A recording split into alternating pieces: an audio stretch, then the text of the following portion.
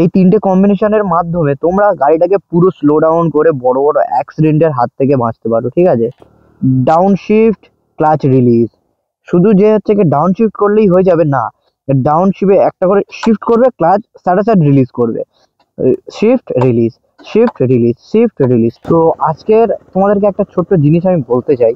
তোমরা সবাই তো রাইড করো, ব্রেকিং করো, সব কিছু করো, সামনে ফ্রন্ট ব্রেক, রেয়ার ব্রেক সব কিছুই জানো তোমরা, কিন্তু তোমরা কি কখনো ইঞ্জিন ব্রেকিং, মানে ইঞ্জিন ব্রেক কাকে বলে, ইঞ্জিন ব্রেকিং কি হয়, এটা কি তোমরা জানো? তো তোমাদেরকে আমি আজকে দেখাতে চলেছি ইঞ্জিন ব্রেকিং কি কি হয়, আর ইঞ্জিন ব্রেকিং করলে তোমরা কতটা সেফ থাকবে, কতটা কি হয়, আর ইঞ্জিন ব্রেকিং এর সব থেকে বড় অ্যাডভান্টেজ কি, ঠিক আছে, সেটাই তোমাদেরকে আজকে দেখাবো। তো কন্টিনিউ দেখতে থাকো ভিডিওটা। তো চলো, second gear, third gear.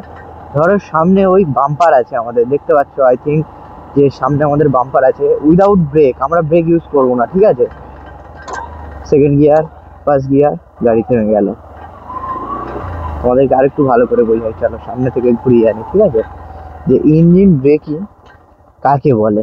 Dish মারলে অনেক সময় সিচুয়েশন এমন এমন তৈরি হয় যে ফ্রন্ট ব্রেক বলো, রেয়ার ব্রেক বলো, মারলে গাড়ি ডিসব্যালেন্স হয়ে যায়। তো দেখো গাড়ি এই যাচ্ছে, কোনো ব্রেক না, ফার্স্ট গিয়ারে দিলাম, গাড়ি কিন্তু কন্ট্রোলে চলে এলো, ঠিক আছে।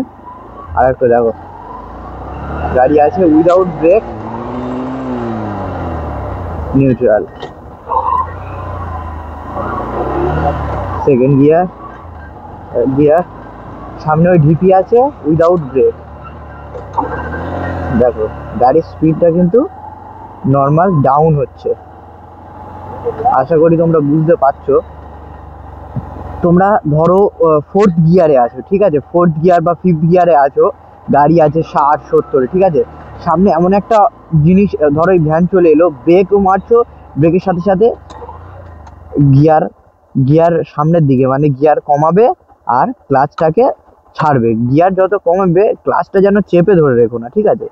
যখনই গিয়ার 3 নম্বর থেকে 2 নম্বরে আনছো, 2 নম্বর থেকে 1 নম্বরে আনছো, তখনই কিন্তু তোমরা ক্লাচটাকেও ছেড়ে দেবে, কারণ ক্লাচটাকে যদি তোমরা এরকম ভাবে ব্রেকের মতো প্রেস করে থাকো, তাহলে গাড়ির ইঞ্জিন তখন ইজি হয়ে যাবে, ঠিক আছে, তখন আরো মানে অসুবিধা, মানে তখন ইজি হয়ে যাওয়া মানে আরো গাড়ি এগিয়ে যাবে।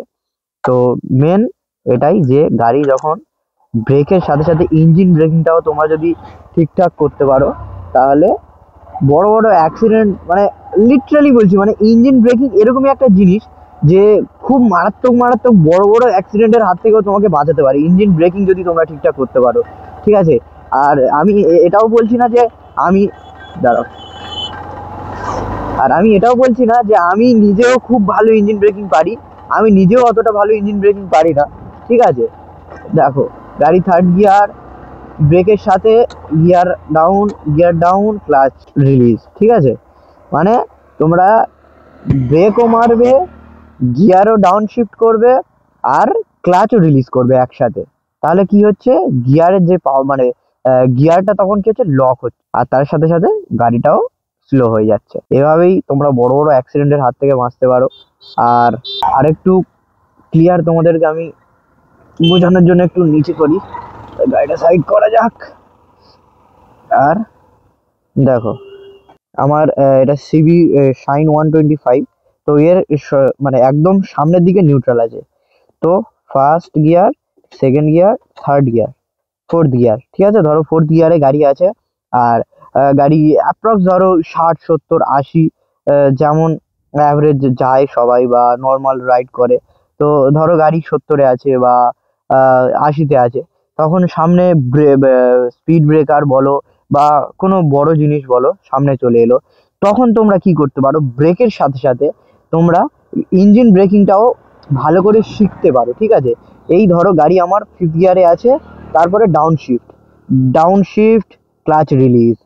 শুধু যে হচ্ছে কি ডাউন শিফট করলেই হয়ে যাবে না, ডাউন শিফটে একটা করে শিফট করবে, ক্লাচ সাড়ে সাট রিলিজ করবে, shift release, shift release, shift release.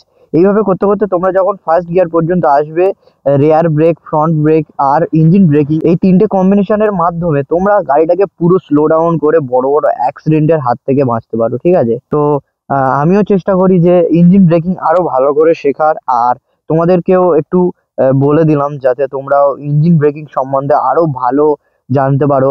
আর আমার থেকেও বড় বড় যেসব দাদারা আছে, তো তোমরা ইউটিউবে সার্চ করলেই পেয়ে যাবে যে ইঞ্জিন ব্রেকিং সম্বন্ধে যদি না আমার এটা ভালো করে ক্লিয়ার হয়, আমি বলছি না যে আমি সবকিছু তোমাদেরকে শেখাতে পেরেছি, জানি না আদেও কিছু শেখাতে পেরেছি কিনা, তবে তোমরা ইঞ্জিন ব্রেকিং এর এই যে বিষয়টা, এটাতে একটুখানি তোমরা লক্ষ্য দিলে তোমাদের রাইড আরো সেফ হবে, তোমরা আরো অনেক বড় বড় বিপদের হাত থেকে বাঁচতে পারো। ঠিক আছে, যে ইঞ্জিন ব্রেকিং কে কাজে লাগিয়ে।